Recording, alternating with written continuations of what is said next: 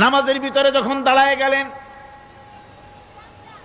আমির দাঁড়ালো, ফকির দাঁড়ালো, মন্ত্রী দাঁড়ালো, তার ড্রাইভারও দাঁড়ায় গেল, একই কাতারে দাঁড়ায় গেছে। নামাজ পড়তে গিয়ে ড্রাইভারের পাও গিয়ে লেগেছে মন্ত্রীর গায়ে। নামাজ শেষ হওয়ার পর মন্ত্রীর বাবার ক্ষমতা নাই এ কথা বলার যে বেটা ড্রাইভার সলিমুদ্দি, তোর পাও লেগেছে আমার পায়ে, তোর চাকরি শুদ্ধা দোজকে পাঠায় দেব। পারবে বলতে? পারবে না। মিয়া মন্ত্রী সাহেব, এটা তোমার সেক্রেটারিয়েট না, এটা আল্লাহর ঘর। এটা কার ঘর? এক হি সব মে খড়ে হো গয়ে মাহমুদ ও আয়াজ, এক হি সব মে খড়ে হো গয়ে महमूद आयाज, न कोई बंदा रहा न कोई बंदा नवाज। একই কাতারে দাঁড়িয়ে গেছে সম্রাট মাহমুদ আর চাকর আয়াজ। এখন সম্রাট মাহমুদও নাই, চাকর আয়াজও নাই, সম্রাট আর চাকর দুজনই আল্লাহ পাকের গোলাম হয়ে গিয়েছে। তুমি মসজিদে এসেছো, তুমি আল্লাহর গোলাম। কার গোলাম? আল্লাহ পাকের গোলাম। এই জিনিস শিখায় নামাজ।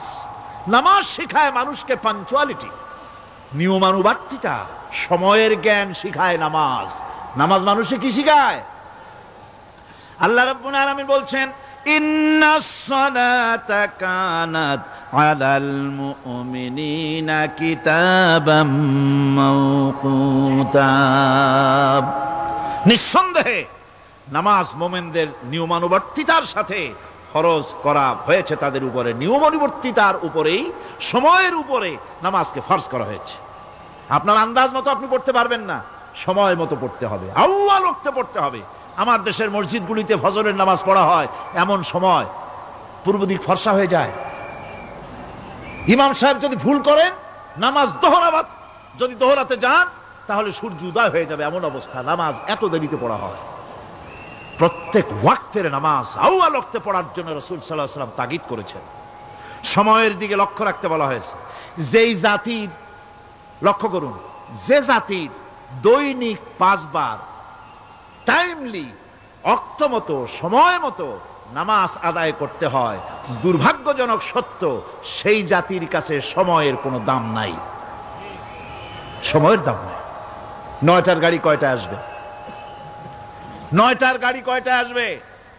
একদিন দেখা গেল সত্যি 9টার সময় এসে গেছে। যাত্রীরা বলছে মাশাআল্লাহ, অন্তত একটা দিন তো 9টার সময় আসলো। স্টেশন মাস্টার বলছে না, খুশি হওয়ার কারণ নাই, আজকের না, এটা গতকালকেরটা। আমার আমেরিকার সফরের সময়, যে বাড়িতে আমি আমেরিকায় থাকি, কুইন্স এলাকায়, নিউ ইয়র্ক সিটিতে, সে বাড়িওয়ালা চাকরি করে। সে আমাকে বলল, 10টি বছর আমি একটা ট্রেনে যাতায়াত করি। সে বলছে রাত 3:45 ট্রেনটা আসে, ওই ট্রেনে চড়ে সে তার কর্মস্থলে যায়। বলল 10টা বছর আমি এখানে আছি, 10 বছরের ভিতরে এই ট্রেনটা 1 মিনিটের জন্য এদিক ওদিক করলো না, ঠিক 3:45 এসে হাজির হয়ে গেছে। ঝড় হোক, বৃষ্টি হোক, স্নো পড়ুক, বরফ পড়ুক, টাইমলি চলতেছে। দুনিয়ায় ভিন্ন জাতিরা যে উন্নতি করে, তার পেছনে সময়ের জ্ঞান তাদের অনেক বেশি আমাদের থেকে। কথা ঠিক কিনা? আমাদের সময়ের জ্ঞান নাই, সময়ের কোনো মূল্য আমরা দেই না। 2টার সময় মিটিং হবে, মন্ত্রী সাহেব আসেন 5টার সময়, ঠিক কিনা? বক্তৃতার জন্য সময় দেওয়া হয়েছে 20 মিনিট, নাহমাদু ওয়া নুসাল্লি আলা কইয়া সুর দিয়া 35 মিনিট গেছে নাহমাদু কইতে কইতে। সময় 20 মিনিট, তা তার মনেই নেই। এই যে সময়ের জ্ঞান নাই, এটা ব্যর্থতা। নামাজ মানুষকে সময়ের জ্ঞান শিখায়। কোন আলহামদুলিল্লাহ। এই সময়ের জ্ঞান আমাদেরকে শিখতে হবে। এবার আমি আপনাদের সামনে বলতে চাই, আল্লাহর নবী জনাবে মুহাম্মদ রাসূলুল্লাহ সাল্লাল্লাহু আলাইহি ওয়াসাল্লাম নামাজের ব্যাপারে কি বলছেন। এতক্ষণ তো আল্লাহর কথা শোনালাম, কার কথা শোনাইছে? আমার আল্লাহর নবী বলেন, নবীকে প্রশ্ন করা হলো, ইয়া রাসূলুল্লাহ আইয়ু শাইইন আহাব্বু ইনদাল্লাহি ফিল ইসলাম, ইসলামের মধ্যে আল্লাহর কাছে কোন জিনিসটা বেশি প্রিয়? আল্লাহর কাছে ইসলামের কোন জিনিসটা বেশি প্রিয়? হুজুর বললেন, আসসালাতু লিওয়াক্তিহা, মান তারাকা সালাতান ফালা দীন লাহু ওয়াস সালাতু ইমাদুদ্দিন। আল্লাহর কাছে সবচাইতে বেশি প্রিয় হচ্ছে নামাজ। সবচাইতে প্রিয় কি? নামাজ। ওয়াক্তমতো নামাজ আদায় করা আল্লাহ পাকের বেশি প্রিয়। আর এই নামাজ হচ্ছে দ্বীনের খুঁটি। এটা দ্বীনের কি? খুঁটি। এই যে খুঁটিগুলো আছে, খুঁটিগুলো ফালাই দিলে তারপর আপনার এই প্যান্ডেল থাকবে? থাকবে না। বিল্ডিং এর পিলার ভেঙে দেন, বিল্ডিং টিকবে? ঘরের খুঁটিগুলি উড়ায় ফেলেন, ঘর টিকবে? টিকবে না। দ্বীনের খুঁটি হচ্ছে নামাজ। লা দীনা লিমান লা সালাতা লাহু। যার কাছে দ্বীন নাই, যার কাছে নামাজ নাই, তার কাছে কি নাই? দ্বীন নাই, ঈমান নাই। আল্লাহর নবী বলেছেন, ওয়ান জাবিরিন রাদিয়াল্লাহু তাআলা আনহু قال قال رسول الله صلى الله عليه وسلم بين العبد وبين الكفر ترك الصلاة। আল্লাহ পাকের নবী বলেন, আল্লাহর বান্দার মুমিন, আল্লাহর বান্দার কাফের, দুইজনের মধ্যে পার্থক্য হলো যে ব্যক্তি নামাজ পড়ে সে আল্লাহর গোলাম, যে নামাজ পড়ে না সে কাফের হয়ে গেল। যে নামাজ পড়লো না সে কাফের হয়ে গেল। মান তারাকা সালাতান মুতাআম্মিদান ফাকাদ কাফারা। যে ব্যক্তি ইচ্ছে করে নামাজ ছেড়ে দিল সে কাফের হয়ে গেল। বলেন নাউযুবিল্লাহি মিন যালিক। এই জন্য নামাজ আদায় করা বাধ্যতামূলক প্রত্যেকটি মুসলমানের জন্য। রাসূল করিম সাল্লাল্লাহু আলাইহি সাল্লাম একটা দৃষ্টান্ত দিয়েছেন। কারো বাড়ির সামনে যদি একটা নাহার থাকে, একটা পুকুর থাকে, একটা খাল থাকে প্রবাহিত, এতে যদি ওই বাড়িওয়ালা দৈনিক 5 বার গোসল করে তাহলে তার গায়ে কি কোনো ময়লা থাকে? হুজুর, সাহাবীরা বললেন না হুজুর, থাকে না। হুজুর বললেন এটাই হলো নামাজের দৃষ্টান্ত। 5 ওয়াক্ত নামাজ যে আদায় করবে সে গুনাহ থেকে আল্লাহ পাক তাকে পবিত্র করে দিবেন। সুবহানাল্লাহি ওয়া বিহামদিহি। আমার ভাইয়েরা, নামাজ পড়লে পরে এক জুমা থেকে আর এক জুমা পর্যন্ত মানুষ যে সমস্ত গুনাহ করে, কবিরা গুনাহগুলি বাদে, শিরক আর কবিরা গুনাহগুলি বাদে যত গুনাহ আছে তার কাফারা হয়ে যায়। নামাজ যে সঠিকভাবে আদায় করবে, এই নামাজটা একটা কঠিন কাজ। নামাজটা কি কাজ? কে বলতেছেন কথা? আল্লাহ পাক। ওয়া ইন্নাহা লাকাবীরাতুন ইল্লা আলাল খাশিঈন। নামাজ একটা ভারী জিনিস, একটা কঠিন জিনিস। কাদের জন্য কঠিন নয়? যারা নাকি আল্লাহ পাককে ভয় করে। আল্লাযীনা ইয়াযুন্নুনা আন্নাহুম মুলাকু রাব্বিহিম ওয়া আন্নাহুম ইলাইহি রাজিউন। যারা নাকি একথা মনের ভিতরে ধারণা করে যে আল্লাহ রাব্বুল আলামিনের দরবারে আমার হাজির হওয়া লাগবে, মোলাকাত করা লাগবে, এই চিন্তা যারা করে তাদের জন্য নামাজ মোটেই কষ্টকর নয়, নামাজ মোটেই তাদের জন্য অসহনীয় নয়, বোঝা নয়, ভার নয়। তারা নামাজ আদায় ঠিকই করবে। এই জন্যে বিবি বাল বাচ্চা সকলকে নামাজের জন্য তাগিদ করতে হবে। যত ভাই এখানে এসেছেন নিজেরা পড়বেন, বিবি বাল বাচ্চাকে তাকিদ করবেন। আল্লাহ পাক বলছেন, ওয়ানজির আশীরাতাকাল আকরাবিন। তোমার নিকটবর্তী যারা আছে তাদেরকে তুমি আল্লাহর ভয় দেখাও। নামাজের জন্য তাদেরকে বলো, আল্লাহর ভয় তাদের অন্তঃকরণের মধ্যে সৃষ্টি করে দাও। আর এই নামাজ পড়তে হবে জামাতের সাথে। নামাজ পড়তে হবে কিছুর সাথে? জামাতের সাথে। রাসূল করিম সাল্লাল্লাহু আলাইহি ওয়াসাল্লাম বলছেন, হুজুরের কাছে, আল্লাহর নবীর কাছে হযরতে আবু হুরায়রা রাদিয়াল্লাহু তাআলা আনহু হাদিসটি বর্ণনা করেছেন। হুজুরের কাছে একজন অন্ধ লোক এলো। সেই অন্ধ লোক এসে বললেন, হুজুর আমি তো চোখে দেখি না, জামাতের যে গুরুত্বের কথা আপনি বললেন, আমাকে কি রুখসত দেওয়া যায় নাকি? আমি অনেক সময় সাথী সঙ্গী পাই না, আমাকে কি রুখসত দেওয়া যায় নাকি? হুজুর বললেন, হ্যাঁ তোমাকে রুখসত দেওয়া গেল। অন্ধ যখন হেঁটে যাচ্ছিলেন নবীজি তাকে আবার ডাকলেন, ডেকে জিজ্ঞেস করলেন, অন্ধ নামাজের মসজিদের আজান কি তোমার কানে যায়? বলে হ্যাঁ আমি আজান শুনি। হুজুর বললেন, আজানের জবাব দিবা, মসজিদে এসে জামাতে নামাজ পড়বা। একজন অন্ধকে রুখসত দেওয়া হয় নাই। মসজিদে আজান শোনার পর ঘরে বসে যদি নামাজ আদায় করেন, নামাজের হক আদায় হবে না। হুজুর সাল্লাল্লাহু আলাইহি ওয়াসাল্লাম বলেছেন, মসজিদে আজান হওয়ার পর যে ব্যক্তি ঘরে বসে নামাজ পড়ে, আমার ইচ্ছা হয় ঘরটা আগুন দিয়ে জ্বালায় দেই। কে বলতেছেন? রাহমাতুল লিল আলামিন বলতেছেন। রাহমাতুল লিল আলামিন বলতেছেন। ঘরের মধ্যে যদি মেয়ে লোক আর বাচ্চারা যদি না থাকতো তাহলে আমার ইচ্ছা হয় আমি বলি আগুন দিয়ে ঘরটারে জ্বালায় দাও। এই ঘরের মহব্বতেই তো সে বাইর হয় না। নামাজের এত বড় গুরুত্ব দেওয়া হয়েছে। আমার বন্ধুগণ, এই নামাজের জামাতি আল্লাহর নবী জীবনের শেষ নামাজ জামাতে আদায় করেছেন। জীবনের শেষ নামাজটাও জামাতে আদায় করলেন। তখন তার এমন অবস্থা, এত অসুস্থ, দাঁড়াতে পারেন না, হাঁটতে পারেন না। দুইজন সাহাবীর কাঁধের উপরে ভর করে তারপরে বহু কষ্ট করে মসজিদে গিয়ে নামাজ আদায় করেছেন। খুতবা দিয়েছেন, বললেন, খুতবা দিতে গিয়ে বললেন, আজ থেকে মসজিদে নববীর চতুর্দিকের সকলের দরজা বন্ধ হয়ে যাবে, শুধু আবু বকরের দরজাটা খোলা থাকবে। আল্লাহর নবী বললেন, আল্লাহ রাব্বুল আলামিন এই পৃথিবীতে তার এক বান্দাকে জাগতিক সব সম্পদ দিতে চেয়েছিলেন, কিন্তু সে বান্দা সব জাগতিক সম্পদকে উপেক্ষা করে মাবুদের সঙ্গে দেখা করা বেশি জরুরি, বেশি পছন্দ মনে করেছেন। এতটুকুন কথা নবীজি বললেন, কেউ কিছু বুঝলো না। হযরতে আবু বকর রাদিয়াল্লাহু তাআলা আনহু হুজুরের এই কথা শুনে কাঁদতে কাঁদতে তিনি অস্থির হয়ে যাচ্ছেন। সাহাবীরা চিন্তা করলেন, হুজুর কান্না কার কথা বলেছেন, তাতে কান্নার কি আছে? বয়োবৃদ্ধ, জ্ঞান বৃদ্ধ হযরতে আবু বকর রাদিয়াল্লাহু তাআলা আনহু বুঝতে পেরেছেন এই পৃথিবীর সব সম্পদ তো আল্লাহ হুজুরকেই দিতে চেয়েছিলেন। তিনি সমস্ত সম্পদকে উপেক্ষা করে তার মাবুদের সঙ্গে দেখা করার জন্য প্রস্তুতি নিয়েছেন। তার মানে হলো আল্লাহর নবীর বিদায় হয়ে যাবেন, আমরা নবী থেকে এতিম হয়ে যাব।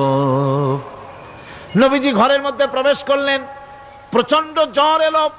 এই প্রচন্ড জ্বর নিয়ে তিনি শুয়ে আছেন, কখনো বেহুশ কখনো হুশ। এর মধ্যে সারা জান হয়ে গেল। সাহাবীরা বহুক্ষণ অপেক্ষা করে হযরত আবু বকরের ইমামতিতে নামাজ শুরু করলেন। হুজুরের হুশ এলো, প্রশ্ন করলেন, আয়েশা রে, এখন কোন সময়? হযরত আয়েশা বলেন, ইয়া রাসূলুল্লাহি, মসজিদে নববীতে নামাজ শুরু হয়ে গেছে। সাহাবীরা অনেকক্ষণ অপেক্ষা করে আমার বাবার ইমামতিতে নামাজ পড়তেছে সবাই, কিন্তু সাহাবীরা কেঁদে কেঁদে নামাজের মধ্যেই কাঁদতে কাঁদতে অস্থির হয়ে যাচ্ছে। তাদের মনের ধারণা হয়েছে নবীজির পেছনে নামাজ পড়ার কিসমত থেকে তারা মাহরুম হয়ে গেল। নবীজি বলেন, আয়েশা দরজা খুলে দাও আর আমার মাথাটা একটু উঁচু করে ধরো, আমি একটু নামাজের দৃশ্যটা দেখি।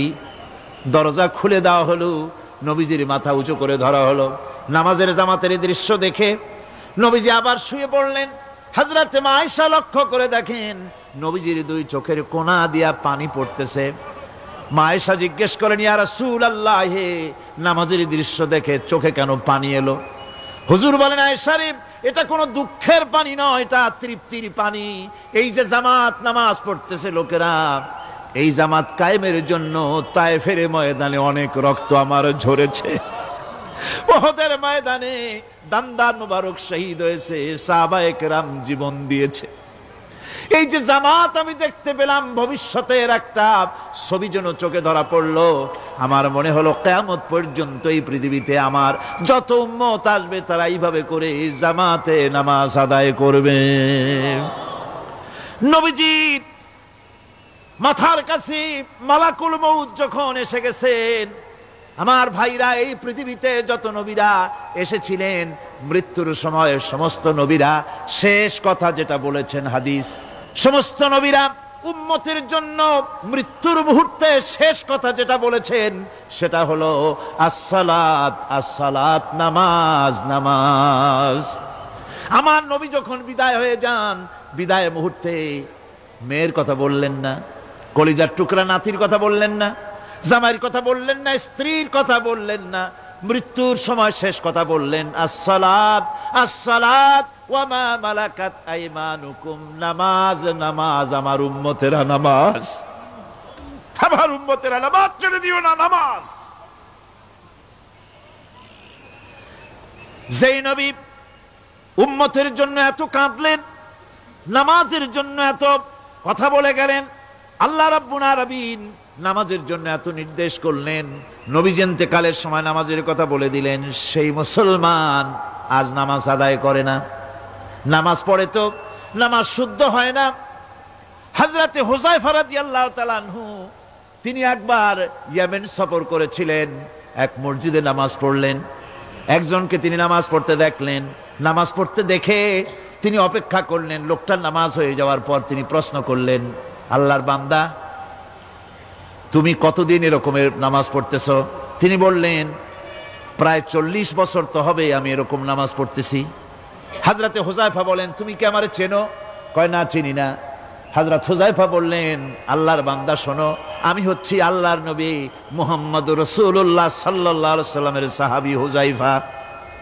ও আল্লাহর বান্দা, তুমি যেভাবে নামাজ পড়েছো এই রকম যদি 40 বছর নামাজ পড়ে থাকো, আল্লাহর কসম করে বলি, নবীজি যে নামাজ শিখাইছেন তোমার সে নামাজ হয় নাই।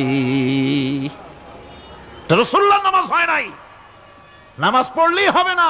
রাসূলুল্লাহ বলেছেন, সাল্লু কামা রাআইতুমুনি উসাল্লি, নামাজ পড়ো সেইভাবে যেভাবে আমারে পড়তে দেখো। বিশ্বাস করুন ভাইরা, নামাজ যদি না হয়, হরতাল করিয়া, মিছিল করিয়া, বিক্ষোভ করিয়া, যে কোনো আন্দোলন করে ইসলামকে বিজয়ী করা যাবে না যতক্ষণ পর্যন্ত নামাজ সহি না হবে। নামাজ হচ্ছে ফাউন্ডেশন, নামাজ নাই কিচ্ছু নাই। ঠুকঠাক করে 2টা সেজদা দিয়ে উঠে যাবেন, আপনার ইসলামী আন্দোলনের 4 পয়সার দাম নাই। নামাজ আগে, জিহাদের ময়দানেও নামাজ, যেখানে আছেন ওখানেই নামাজ পড়তে হবে, আর তা পড়তে হবে আদবের সাথে, মুহাব্বতের সাথে। আপনারা বিরক্ত হচ্ছেন না তো?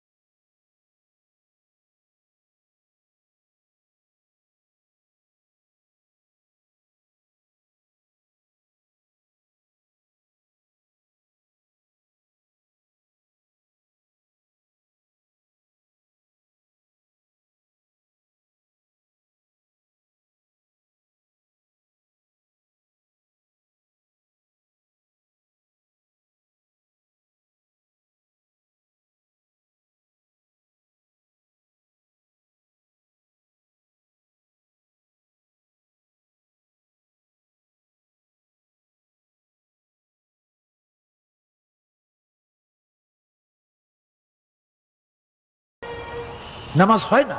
নামাজ যত পড়া হয়, অধিকাংশ নামাজ হয় না। নামাজের ভিতরে তাদিল আর কান, তাদিল করা ওয়াজিব। যতক্ষণ দাঁড়িয়ে থাকবেন, রুকুতে থাকবেন, যতক্ষণ দাঁড়ায় থাকবেন ততক্ষণ অন্তত 1 তাসবিহ পরিমাণ তো বটেই। যদি তা না হয়, রুকুত থেকে দাঁড়ালেন, সেজদায় চলে গেলেন, ওয়াজিব তরক হলো। সেজদা দিলেন না, নামাজ ফাসেদ হয়ে গেল, নষ্ট হয়ে গেল নামাজ। এটা পাগলামি না। নামাজ সহিভাবে আদায় করতে হবে।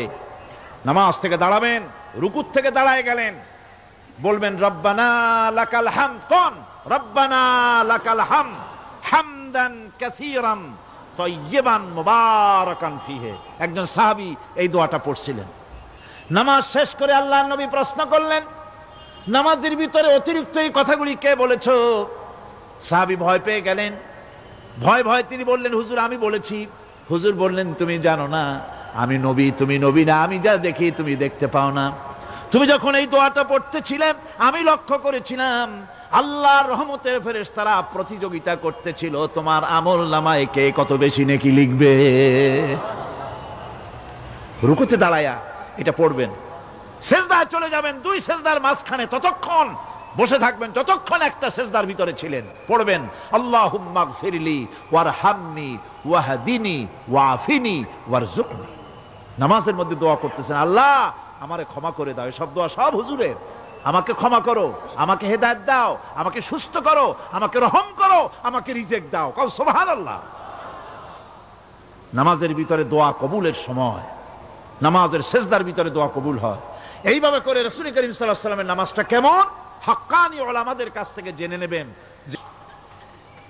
আপনি মুসলমান তা প্রমাণ হবে নামাজ দিয়ে। নামাজহীন ইমানের দাবি মূল্যহীন। যার নামাজ নাই তার ইমানের দাবি করার কোনো মূল্যই নেই। অনেক এরকম কথা বলে, হুজুর আমি মানুষটা নিতান্ত খারাপ না, যাই মনে করেন, গ্রামে রাস্তা বানাইছি, ব্রিজ করে দিয়েছি, কালভার্ট করেছি, এতিম মিসকিনরে তাও মাঝে মধ্যে খাবার দেই, বিধবারে কাপড় চোপড় দেই, মানুষটা আমি নিতান্ত খারাপ না, তবে এই মাঝে মধ্যে একটু নামাজ পড়ি না, তাতে কি আমার ইমান নষ্ট হয়েছে নাকি? আমি বলি ভাই ইমানই তো নাই, নষ্ট হবে কি? ইমান থাকলে না নষ্ট হবে? ইমান নাই। সুতরাং একজন মুসলমান যদি নামাজ না পড়ে নিজেকে মুসলমান বলে দাবি করার কোনো হক তার নাই, দাবি করার অধিকার নাই। নামাজ হচ্ছে জিন্দিগি, নামাজটাই মূলত জিন্দিগি। নামাজটা কি? জিন্দিগি। আল্লাহ রাব্বুল আলামিন শিখাচ্ছেন, কুল ইন্না সালাতি ওয়া নুসুকি ওয়া মাহইয়ায়া ওয়া মামাতি লিল্লাহি রাব্বিল আলামিন। মুহাব্বতের সাথে সবাই পড়েন, কুল ইন্না সালাতি ওয়া নুসুকি ওয়া মাহইয়ায়া ওয়া মামাতি লিল্লাহি রাব্বিল আলামিন। বলো আমার নামাজ, বলো আমার নামাজ, আমার কোরবানি, আমার হায়াত, আমার মত সবকিছুই আল্লাহ রব্বুল আলামিনের জন্য নিবেদিত। আমার বেঁচে থাকা, আমার মরে যাওয়া সব আল্লাহর জন্য। সে আল্লাহ রব্বুল আলামিন, তার জন্য সবকিছু নিবেদিত করতে হবে। আল্লাহ পাকের গোলাম আমাদের বানিয়েছেন, আল্লাহ আমাদের গোলামি করা লাগবে। আর গোলামির নমুনা যাকাত দিয়া, হজ দিয়া, দান দিয়া, সদকা দিয়া, কোন জিনিস দিয়ে নামাজের মতো গোলামির উৎকৃষ্ট প্রমাণ বা নমুনা আর কিছুতে নাই। আমি যে গোলাম তার উৎকৃষ্ট প্রমাণ হচ্ছে নামাজ। নামাজেই একটা মানুষ গোলামির অনুভূতিতে তাকে নিয়ে যায়। বাদশাহ হোক, মন্ত্রী হোক, পীর হোক, মৌলানা হোক, মুহাদ্দিস হোক, বড় লোক হোক, গরিব হোক, পুরুষ হোক, নারী হোক, যেই হোক, নামাজে দাঁড়াইলো একেবারে কান্ডারে ধরিয়া, কানের কাছে হাত দিয়া, হাত দুটো বাঁধিয়া মাথা নিচের দিকে দিয়ে দাঁড়ায় গেল। কিসের মতো? আসামির মতো, গোলামের মতো। সুবহানাল্লাহ। এদিক ওদিক তাকাইতে পারবা না, চোখটা থাকবে সেজদা যেখানে দিবা সেখানে। তাকানো নিষেধ, সেজদার দিকে তাকাও। এরপরে যখন রুকুতে গেলেন, গোলামির নমুনা হয়ে গেল। গোলামের এরকম মাথা নিচু করে থাকতে হয় প্রভুর সামনে। গেলেন রাজা, বাদশা, বড় লোক, সব অহংকার চূর্ণ হয়ে গেল। নাক আর কপাল দিয়া আমার মাবুদের দরবারে মাথাটা লাগাই দিলাম জমিনের উপরে। সুবহানাল্লাহ। আমি আমার ভাষায় বলি, আমি আমার ভাষায় কথাটা এভাবে বলি, এই জমিনটা যদি কাগজ হয় আর আমার নাকটার কপালটা যদি কলম হয়, তাহলে আমি যে গোলাম দৈনিক 5 বার আমার নাক আর কপাল দিয়া জমিন নামক কাগজের উপরে দাস খতের উপরে দৈনিক 5 বার নাকার কপাল দিয়া সই করে দেই, আল্লাহ আমি তোমার গোলাম, আর কারো গোলাম নই, আমি একমাত্র তোমার গোলাম। ঘুমের থেকে উঠে সেজদা দিয়ে বলি, দুপুরের সময় কাজ ফালাইয়া আর একবার বলি, বিকেল আসার আগেই আসরে আর একবার বলি, দিন যখন শেষ হয় আর একবার বলি, রাতে যখন শুতে যাই আর একবার সেজদা দিয়া ঘোষণা করি, মাবুদ আমি তোমার গোলাম। সুবহানাল্লাহ। নামাজ হচ্ছে ইসলামের গণ্ডির মধ্যে প্রবেশের প্রমাণ। কোরআনে কারীম বলছে, ফাইন তাবু ওয়া আকামুস সালাতা ওয়া আতাউজ যাকাতা ফাইখওয়ানুকুম ফিদ্দীন। সূরা তওবা এসেছে, তারা যদি তওবা করে আর নামাজ কায়েম করে, যাকাত যদি আদায় করে, তাহলে এখন তোমাদের সে দ্বীনি ভাই, এখন ভাই হয়ে গেল। একটু আগে ছিল কাফের মুশরিক, এখন তোমার দ্বীনি ভাই। দ্বীনের গণ্ডির মধ্যে প্রবেশ করা, কলেমা পড়ার সাথে সাথেই নামাজ। নামাজ হচ্ছে দ্বীনের প্রধান গেট, দ্বীনের প্রধান তোরণ। দ্বীনের মধ্যে প্রবেশ করার জন্য এই গেট দিয়ে প্রবেশ করতে হবে। সুতরাং এই নামাজের এতই গুরুত্ব দেওয়া হয়েছে। ইসলাম যদি ক্ষমতায় আসে, আল্লাহ যেন এনে দেন, জোরে কোন আমিন।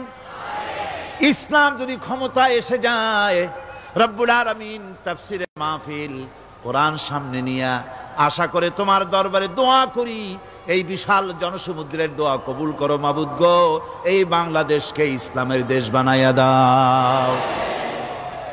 দেশটা যদি ইসলামের হয়ে যায়, আইন যদি আল্লাহর হয়, শাসন যদি সৎ লোকেরা করে, রব্বুল আলামিন কোরআন শরীফে বলেন, তাহলে তারা 4টা কাজ করবে। আল্লাযীনা মাক্কান্নাহুম ফিল আরদ আকামুস সালাতা ওয়া আতাউজ যাকাত ওয়া আমারু বিল মা'রুফি ওয়া নাহাউ আনিল মুনকার।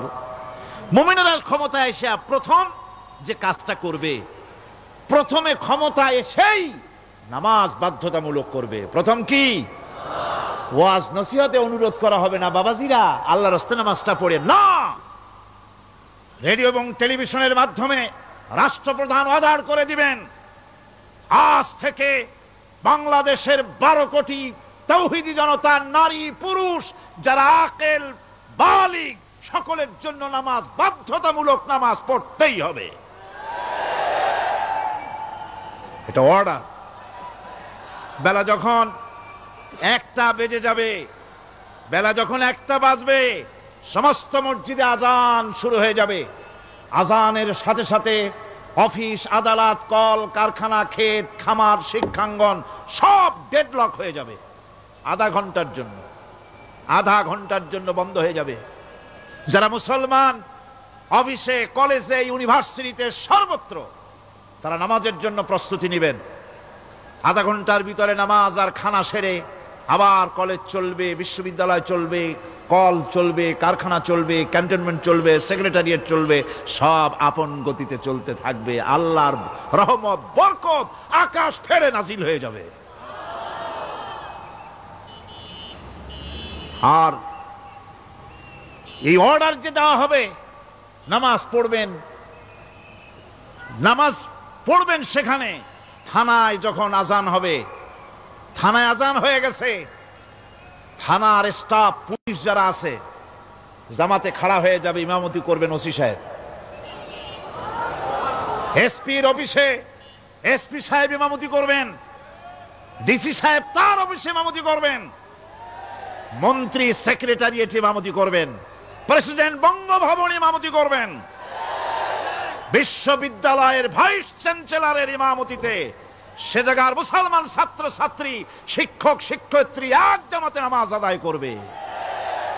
এই যদি হয় চিত্র দেশের, অপরাধ থাকবে? থানায় ওসি সাহেব নিজেই যদি জামাতের ইমামতি করেন, এইভাবে নামাজ আদায় করেন পুলিশদের নিয়ে জামাতে, ঘুষ আর খাবে তারা? এসপি সাহেবের অফিসে, ডিসি সাহেবের অফিসে মন্ত্রীরা যদি এভাবে নামাজ কায়েম করে, তাহলে কি অন্যায় অপরাধ কিছু থাকবে সমাজে? থাকবে না। সুতরাং নামাজ বাধ্যতামূলক করে দেওয়া হবে। নামাজ বাধ্যতামূলক, সকলকে নামাজ পড়তে হবে। নামাজ হচ্ছে অপকর্মের প্রতিবন্ধক। নামাজ পড়লে অন্যায় কাজ থেকে বাঁচার পথ। অন্যায় থেকে বাঁচাই কিসে? নামাজ।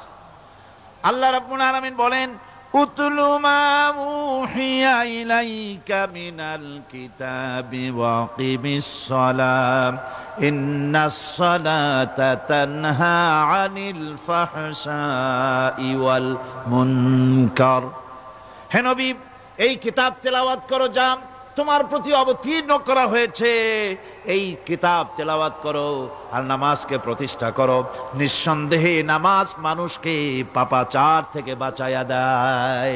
অশ্লীলতা, পাপাচার থেকে মানুষকে বাঁচায় কে? জোরে চিল্লায় কোন কে? নামাজ। এই নামাজ মানুষকে অন্যায় কাজ থেকে বাঁচায় দেয়। নামাজ যে মানুষকে অন্যায় কাজ থেকে বাঁচায়, কেমনে বাঁচায়? আমরা যে নামাজ পড়ি, এই নামাজে তো আমাদেরকে অন্যায় কাজ থেকে বাঁচাইতে পারে না। নামাজি বহুত মানুষ আছে অন্যায় করে, করে কিনা কোন? না করে না? করে। নামাজি অথচ অন্যায় করে। আর আল্লাহ বলছেন নামাজিকে, নামাজ তাকে অশ্লীলতা থেকে ফিরায়। তাহলে কথা কারটা ঠিক?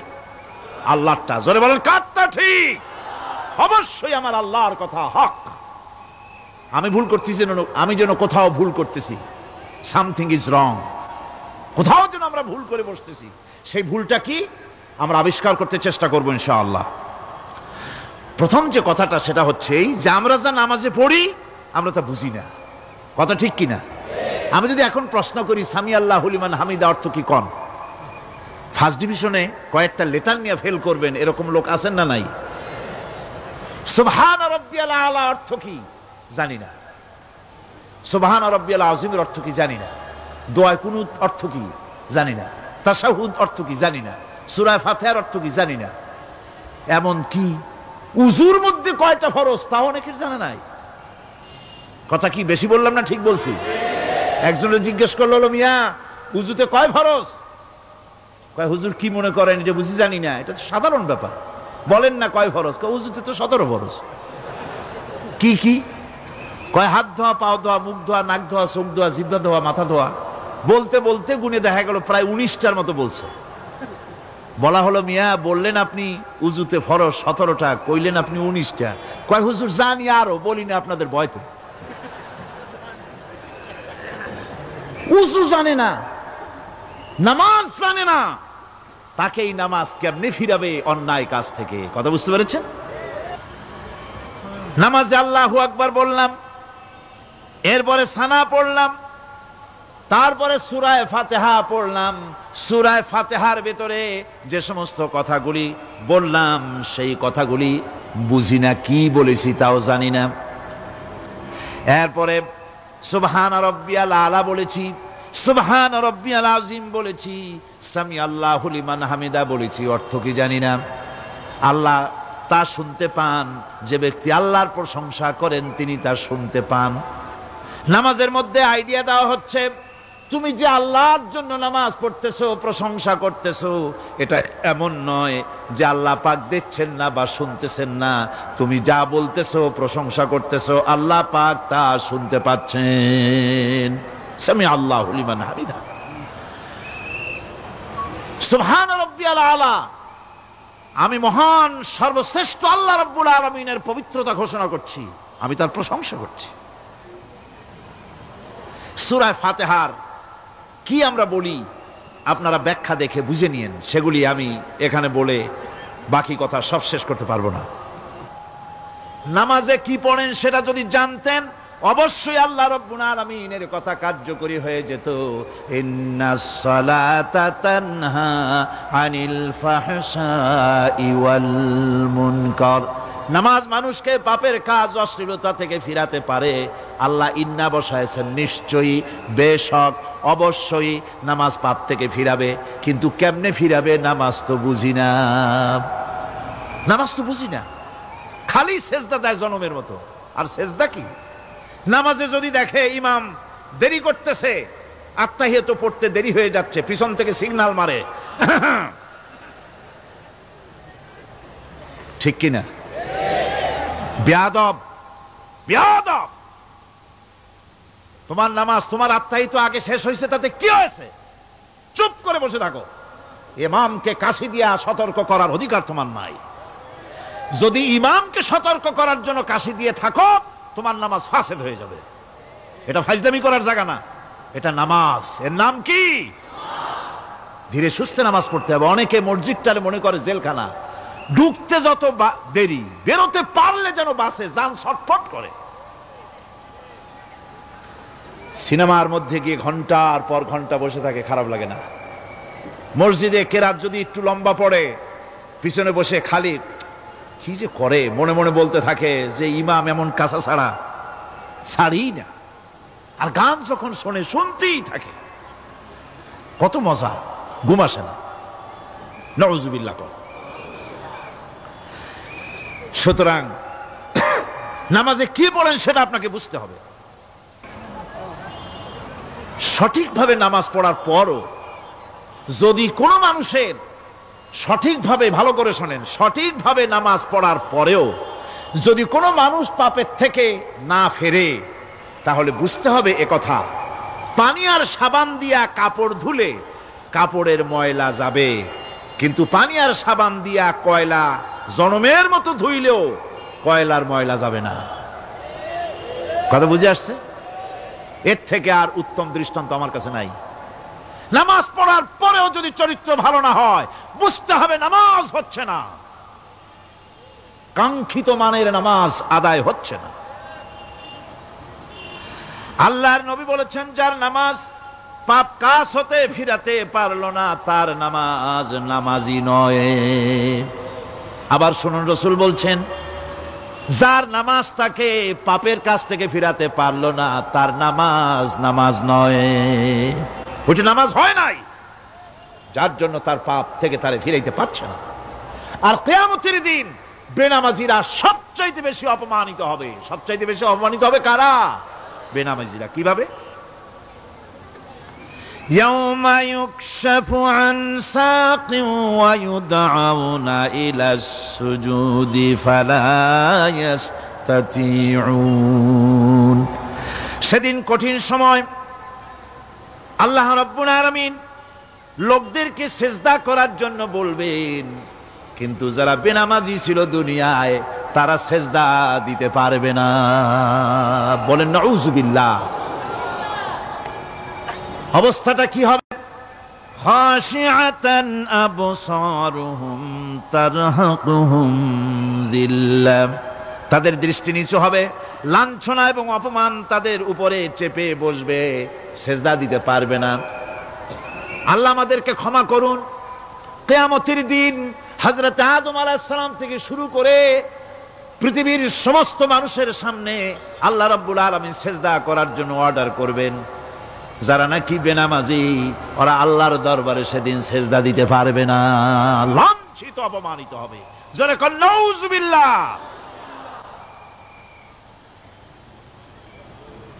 নামাজ, মুমিনের নামাজ একরকম, মুনাফিকের নামাজ হলো আর এক রকম। মুনাফিকরাও নামাজ পড়ে, পড়ে কিনা কন? মুনাফিকেরাও নামাজ পড়ে। মুনাফিকেরা যখন নামাজ পড়তে যায়, আল্লাহ রাব্বুল আলামিন বলতেছেন, ওয়া ইযা কামু ইলাস সালাতি কামু কুসালা। মুনাফিকেরা যখন নামাজ পড়তে দাঁড়ায়, নামাজে আসে ঠিক তারা, কিন্তু নামাজের জন্য দাঁড়ায় খুব শৈথিল্য ভারে, শৈথিল্যভাবে দাঁড়ায়, কাহিলি, সুস্তি, এ জায়গা চুলকায়, পায়জামা ধরে টান দেয়, টুপিটা ঘুরে আয়, এদিক ওদিক তাকায়। মুনাফিকের নামাজ দেখলেই ঠিক পাওয়া যায় যে বেটা মুনাফিক। এইভাবে সে দাঁড়ায়। তার নামাজটা কি জন্য? ইউরাউনান নাসা ওয়া লা ইয়াযকুরুনাল্লাহা ইল্লা কালিলা। তাদের নামাজ হচ্ছে মানুষকে দেখাবার নামাজ। নাউজুবিল্লাহ। এখন দেখবেন এই মৌসুম আসছে, নামাজের মৌসুম, বেনামাজিদের নামাজের মৌসুম। জনসভা হচ্ছে, নির্বাচন আসতেছে, নামাজে রক্ত হয়ে গেছে, তাড়াতাড়ি আজান হয়ে গেল, টুপি না থাকলে রুমাল একটা মাথায় দিল, উজু আছে কি না আছে, আল্লাহু আকবার, যা আছে কপালে হয়ে যাক। মানুষকে দেখাবার জন্য এরা নামাজ পড়ে। এরা আল্লাহ শরণার্থে নামাজ খুব কম লোকই করে, এরা হচ্ছে মুনাফিক। দুনিয়া এবং আখিরাতে কল্যাণের জন্য একমাত্র মাধ্যম হচ্ছে নামাজ। দুনিয়াও যদি কল্যাণ চাই, আখিরাতেও যদি কল্যাণ চাই, তাহলে এর জন্য কি করতে হবে? কি করতে হবে? আমার কথা নয়, আল্লাহ রাব্বুল আলামিনের কথা শুনুন। রব্বুল আলামিন বলেন, ক্বাদ আফলাহাল মুমিনুন আল্লাযীনা হুম ফি সালাতিহিম খাশিউন ওয়াল্লাযীনা হুম লিয-যাকাতি ফাঈলুন ওয়াল্লাযীনা হুম লিফুরুজিহিম হাফিজুন। নিশ্চিতভাবে সেই সব মুমিন কল্যাণ লাভ করবে, নিশ্চিতভাবে। তারা হচ্ছে ওই সব লোক যারা নিজেদের নামাজ ভীতি মিশ্রিত বিনয় ভাবে, ভীতি মিশ্রিত অবস্থায় বিনয়ের সাথে যারা নামাজ আদায় করে, যারা বেহুদা কাজ থেকে বিরত থাকে, যারা যাকাতের পন্থায় কর্মতৎপর হয়, আর যারা নিজের লজ্জাস্থানকে হেফাজত করে। এরপরে আল্লাহ পাক বলেন, ওয়াল্লাযীনা হুম লিআমানাতিহিম ওয়া আহদিহিম রাউন ওয়াল্লাযীনা আলা সালাওয়াতিহিম ইউহাফিজুন ওয়াল্লাযীনা আলা সালাতিহিম হাফিজুন। আর যারা তাদের আমানতকে পূর্ণ করে, আমানত এবং তাদের ওয়াদা চুক্তি পূর্ণ করে, এবং যারা নিজেদের নামাজ সমূহকে পূর্ণভাবে হক আদায় করে নামাজ পড়ে, নামাজের যারা হেফাজত করে, এরা কারা? এরা হচ্ছে উলাইকা হুমুল ওয়ারিসুন আল্লাযীনা ইয়ারিসুনাল ফিরদাউসা হুম ফিহা খালিদুন। এরা হচ্ছে সেই সব লোক, এরা উত্তরাধিকার হচ্ছে জান্নাতের উত্তরাধিকার, জান্নাতুল ফিরদাউসে আল্লাহ রাব্বুল আলামিন এই গুণ বিশিষ্ট লোকদের জন্য জায়গা করে দিবেন। জোরে কোন সুবহানাল্লাহ। নামাজকে পড়তে বলা হয়নি, কোরআন শরীফে বলা হয়েছে নামাজ কায়েম করো। কি বলা হয়েছে কন্ত দেখি? নামাজ কায়েম করো, নামাজ পড়ো। এই কথা কিন্তু কোরআন শরীফে কোনো জায়গায় আছে নাকি? এখন কায়েম করা কারে বলে? একটা গুরুত্বপূর্ণ আরেকটি বিষয়, নামাজ কায়েম করতে বলা হয়েছে। কায়েম কি? কায়েমটা হচ্ছে দৃষ্টান্ত স্বরূপ বলা যায় যে জিনিসটা সমাজে প্রতিষ্ঠিত আছে ওইটারে বলে কায়েম হওয়া, আর যেটা প্রতিষ্ঠিত নাই ওটা কায়েম নাই। কায়েম মানে হলো প্রতিষ্ঠিত থাকা। যেমন আমাদের দেশে, আমাদের সমাজে নারী পুরুষ শিশু বৃদ্ধ সকলেই কাপড় পরা, শাড়ি পরা, লুঙ্গি পরা, এই কাপড় পরাটা কায়েম আছে, প্রতিষ্ঠিত আছে না নাই? যার কারণে কাপড় পরা সমাজে কায়েম আছে বলে উলঙ্গ মানুষ সমাজে খুঁজে পাওয়া যায় না, পাগল ছাড়া। ঠিক কিনা? একটা বাচ্চাকেও যদি উলঙ্গ হতে বলেন এখানে, 5 বছর 6 বছরের একটা বাচ্চাকেও, সে কিন্তু রাজি হবে না। ঠিক কিনা? যেহেতু কাপড় পরা সমাজে প্রতিষ্ঠিত আছে, সেহেতু উলঙ্গ মানুষ পাওয়া যায় না, কাপড় পরাটাই এখানে প্রতিষ্ঠিত। সুতরাং এখন অবস্থাটা এই হয়েছে, কাপড় পরা প্রতিষ্ঠিত আছে বলে কোন উলঙ্গ মানুষ এসে যদি এই মঞ্চে দাঁড়ায় আর বলে আমাকে একটু বক্তৃতা করতে দেন, আপনারা কি করবেন? মঞ্চে তো উঠতেই দিবেন না। উলঙ্গ মানুষ যদি কোনো চাকরি নিতে যায় ইন্টারভিউতে, তাকে লাইনে দাঁড়াইতে দেবে? দেবে না। এমনকি উলঙ্গ হয়ে যদি বাড়িতে প্রবেশ করে, তার বউ দূর দূর করে তাড়ায় দেবে। ঠিক কিনা? যেহেতু সমাজের ভিতরে কাপড় প্রতিষ্ঠিত আছে, সেই জন্য এই উলঙ্গ মানুষ পাওয়া যায় না। অনুরূপ ভাবে নামাজ যদি প্রতিষ্ঠিত হতো সমাজের ভিতরে, তাহলে বেনামাজি খুঁজে পাওয়া যেত না। চাকরি করতে গেলে সেখানে নামাজ মানদণ্ড হয়ে যেত, নামাজ পড়ে কিনা তা দেখে নেওয়া হতো। বেনামাজি লোক পাওয়াই যেত না যদি প্রতিষ্ঠিত থাকতো। প্রথম প্রশ্নই হতো তুমি নামাজ পড়ো কিনা। ইলেকশনে যদি একজন উলঙ্গ মানুষ এসে দাঁড়ায়, ভাইরা এবার আমার বোতল মার্কা বাক্স, উলঙ্গ মানুষ এসে ভোটে দাঁড়াইছে, আপনারা ভোট দিবেন? দিবেন। ওইটা কাপড় প্রতিষ্ঠিত আছে বলে, লুঙ্গি প্রতিষ্ঠিত সমাজে আছে বলে উলঙ্গ মানুষকে আপনি ভোট দিবেন না। নামাজ যদি প্রতিষ্ঠিত থাকতো সমাজে, বেনামাজি মানুষ যদি এসে মঞ্চে দাঁড়ায়া যতই বলতো আমি ক্ষমতায় গেলে এই করব সেই করব, নামাজ প্রতিষ্ঠিত থাকলে পরে বেনামাজিরে কেউ ভোট দিত না। নামাজ যদি প্রতিষ্ঠিত থাকতো তাহলে অফিসের অফিসার তো দূরের কথা, বেনামাজি অফিসের ঝাড়ুদারের চাকরিও তার কিসমতে জুটতো না যদি নামাজ প্রতিষ্ঠিত থাকতো। এর নাম হলো নামাজ কায়েম হওয়া। নামাজ কায়েম থাকলে এই অবস্থার সৃষ্টি হতো। এই জন্য আল্লাহ পাক বলেছেন নামাজকে কায়েম করতে হবে। নামাজ হবে সব ভালো কাজের মানদণ্ড। সমস্ত ভালো কাজের মানদণ্ড কি? নামাজ। নামাজ আমাদেরকে বড় রকমের শিক্ষা দেয়। কি শিক্ষা দেয়? নামাজ আমাদের শিখায় ঐক্য আর ভ্রাতৃত্ব। ভ্রাতৃত্বের আর ঐক্যের শিক্ষা দেয়। এক নেতার আনুগত্য করা শিখায়। জামাত যত বড় হোক, ইমাম হবে কয়জন?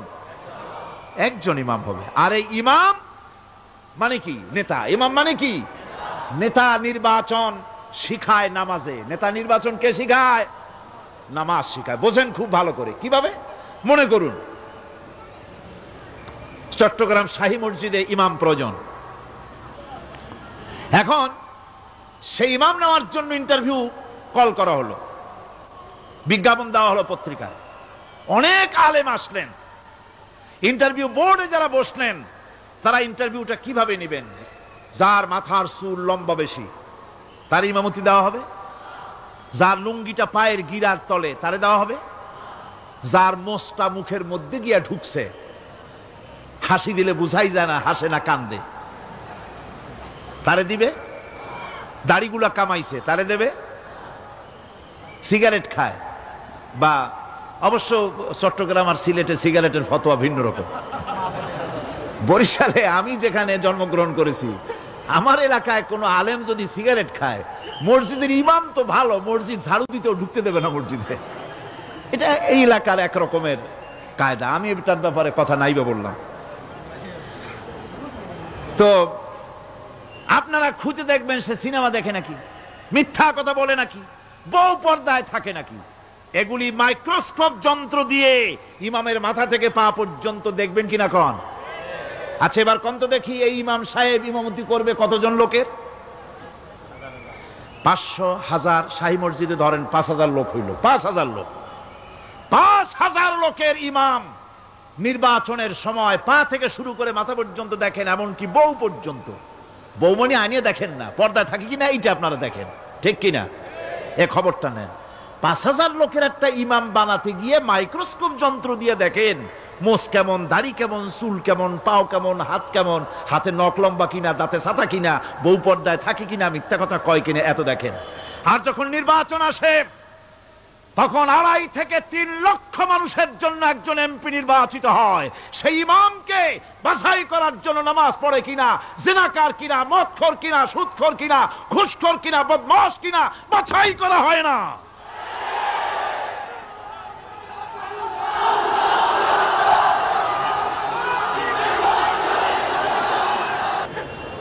নামাজ আমাদেরকে এটা শিখায় ইমাম কেমনে বানাইতে হবে। কোন সুবহানাল্লাহ।